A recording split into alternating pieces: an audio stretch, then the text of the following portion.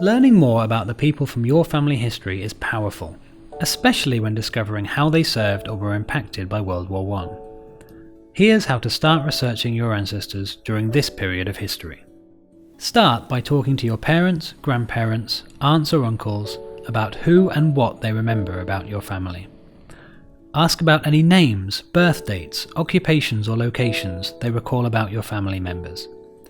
You're specifically looking for information that will link you to the early 1900s, your grandparents' or great-grandparents' generation. Use the names and dates you've uncovered to search the 1911 census.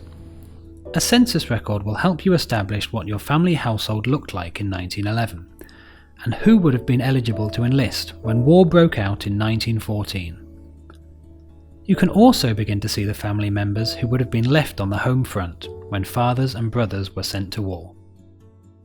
Once you've established if a father or brother would have been eligible in 1914, you can search our key military collections for a record of their service or involvement.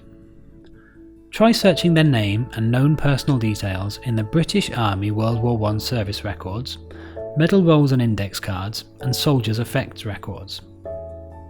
When you find a record, take note of any new information and use this to further your search fields.